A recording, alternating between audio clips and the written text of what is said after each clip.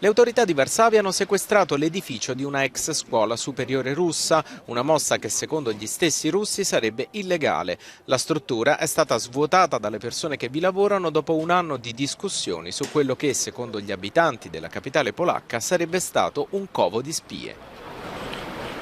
The whole process sped up since the invasion, and why now? I guess that's because of the Polish government's request to the city to do this now.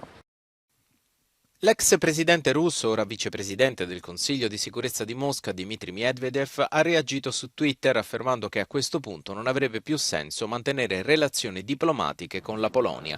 Il portavoce del ministro degli esteri polacco, Łukasz Jasina, ha dichiarato invece all'agenzia AFP che la decisione è stata assunta su ordine delle autorità giudiziarie.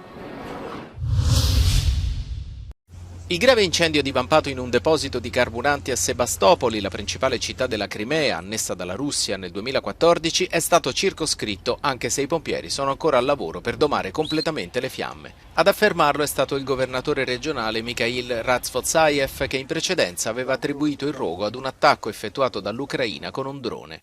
Benché abbia coinvolto una superficie di 1000 metri quadrati, l'incendio non ha causato vittime né messo a rischio strutture civili a Sebastopoli. Martedì scorso 2 esplosioni avevano coinvolto una raffineria della compagnia russa Rosneft a Briansk, a 150 km a nord del confine ucraino. Nel suo secondo giorno di visita in Ungheria, Papa Francesco è stato accolto da una folla festante a Budapest, dove ha incontrato i rifugiati nella chiesa di Santa Elisabetta. Il pontefice ha ringraziato gli ungheresi per averli accolti. Victoria Kalinchuk è fuggita con la figlia autistica Veronica 2 settimane dopo l'invasione. Il Papa le ha dato la sua benedizione. На мою думку, я вважаю, що він достатньо толерантний як релігійна особа, і я бачу, що ця людина дійсно Tra le persone presenti in chiesa c'erano anche migranti provenienti da Pakistan, Afghanistan, Iraq, Iran, Nigeria e Sud Sudan. Keresztel, ahogy jött kifelé, hogy elment mellettünk, megállt, meg ránk nézett, megáldott a keresztet és megfogta a kezünket. Il Papa ha anche parlato a migliaia di giovani alla Budapest Sport Arena, ha chiesto loro di aiutarsi l'un l'altro a sentire di essere amati, preziosi e destinati ad un grande avvenire. Il presidente della Turchia Recep Tayyip Erdogan, che da martedì 25 aprile è alle prese con problemi di salute, è riapparso in pubblico a Istanbul. Il capo di Stato, secondo le informazioni diffuse dal suo entourage, sarebbe stato colpito da un virus intestinale. Erdogan si è recato in visita al salone aeronautico Teknofest ospitato nell'ex aeroporto Ataturk di Istanbul e presentato come il più grande del mondo, una vetrina soprattutto per l'industria militare della nazione euroasiatica. Finora Erdogan si era espresso soltanto tramite videomessaggi, il che aveva lasciato ipotizzare che le sue condizioni fossero più gravi rispetto a quanto indicato dalle informazioni ufficiali, voci che erano state amplificate anche per via della scadenza elettorale che si avvicina. In Turchia si voterà il prossimo 14 maggio per conferire allo stesso Erdogan un ulteriore mandato o eleggere un nuovo presidente, una tornata che assomiglia molto a un referendum pro o contro l'attuale capo di Stato.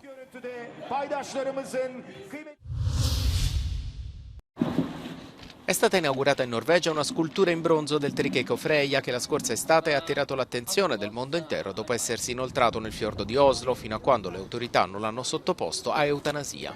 Secondo gli esperti norvegesi, infatti, l'animale era stressato e rappresentava una minaccia per gli esseri umani che si erano avvicinati al mammifero di 600 kg per scattare delle foto. La decisione, tuttavia, ha scatenato forti critiche. Først og fremst ble jeg jo veldig provosert på egentlig over måten Freya ble behandlet på og hvordan livet hennes ble avsluttet. For det første at veldig mye folk ikke forholdte seg til reglene og påbudene som var rundt det å forholde seg til Freya når hun lå inne på marinaen her. Folk var litt for nysgjerrige og var litt for nærme. In molti hanno eccepito come la decisione di abbattere l'animale sia stata affrettata, ma le autorità norvegesi hanno risposto che sedare Freyja e spostarla in un'area meno popolata sarebbe stata un'operazione troppo complessa. Segui l'incoronazione di Re Carlo III e della regina consorte Camilla, in diretta sabato 6 maggio su euronews e euronews.com.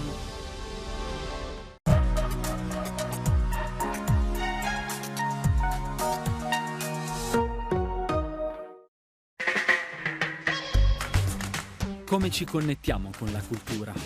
Guardala, Ascoltala, assaggiala, annusala, toccala, vivila, accendi i tuoi sensi. risveglia la tua meraviglia.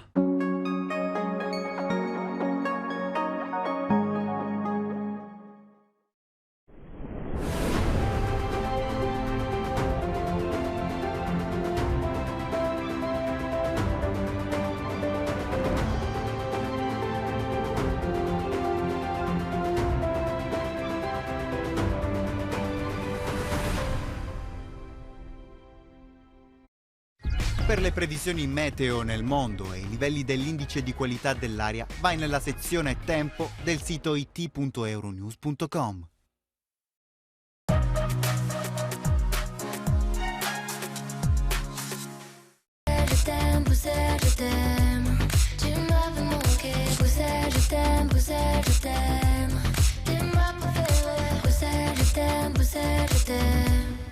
Hello there and welcome to Bruxelles Je t'aime, your news' weekly talk show about European affairs.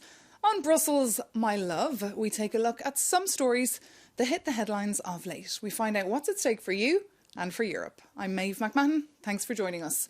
Coming up this week, an EU medicine plan to address shortages and accessibility issues was finally put on the table last Wednesday.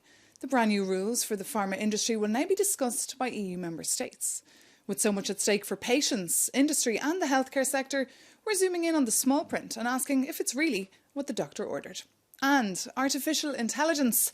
Some are petrified and some ecstatic. One thing is clear, it needs regulation. This week, MEPs postponed a debate and a vote on stricter rules for apps like ChatGPT. So we're asking what's up and checking why important votes in technology keep getting kicked down the road. Raising the question, is the EU just not able to keep up with AI? To talk about these stories and much, much more, we're joined here in our studio by Vlad Gheorghe, Romanian MEP with Renew Europe. Hello, thank you for having me. Great to see you. Danielle Brady, Health Policy Analyst at the European Policy Centre. Thank you, great to be here. And Adrian van den Hoffen, Director General of Medicines for Europe. Thank you for having me. Great to have you all, lovely to see you. Now, before we hear your insights, let's just get up to speed on what exactly the EU Commission put on the table this week and why. Christopher Pitchers reports. After huge delays, the much-anticipated reform to the EU's pharmaceutical rules was presented this week in Brussels.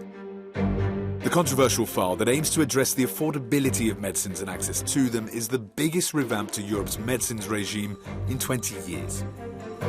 Closely watched by EU capitals, the pharma industry and consumer organisations, we asked the European Commission how bitter the pill could be to swallow for the EU's pharmaceutical sector.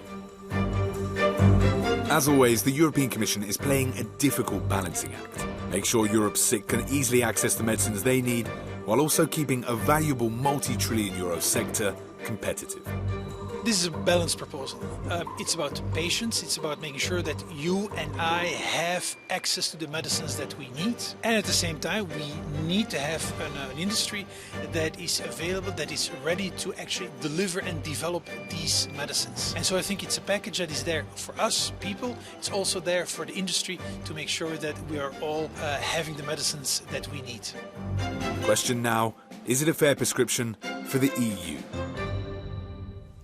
So that is the question of the week. Is it a fair prescription? Danielle Brady, I'd like to start with you. If you just give us a bit of insight on what exactly is in this proposal and how it will impact our viewers. Yeah, so I think in terms of is it a fair prescription, I think the Commission have tried their best to make it as fair as they can. As was mentioned in the clip there, definitely not an easy task, and it was a balancing act. What the main aims of it is to increase affordability, accessibility and availability to EU citizens across the member states, and to reduce health inequalities. One thing we see is that depending on where you live in the European Union, it can really depend on your access and whether or not you have access to certain medications, which of course is massive for citizens. So this is what this package tries to do in one sense.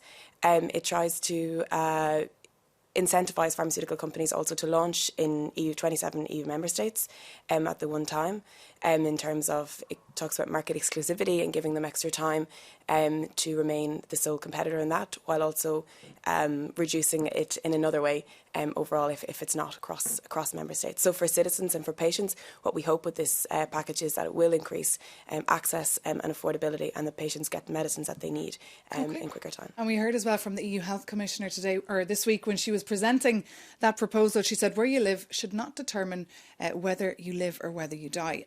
Vlad, what's your reaction and the MEPs in your party reaction to this proposal? Well, some data for you exactly on this topic. If you live in Romania, my home country, or in Bulgaria, or in Poland, your access to new important medicine is on average around 800 days after they are approved.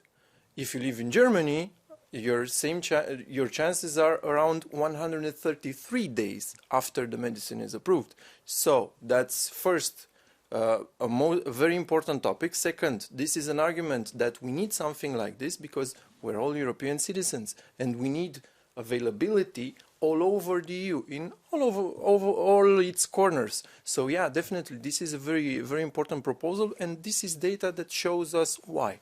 Adrian, will this reform presentation, will it address these issues that Vlad has outlined there?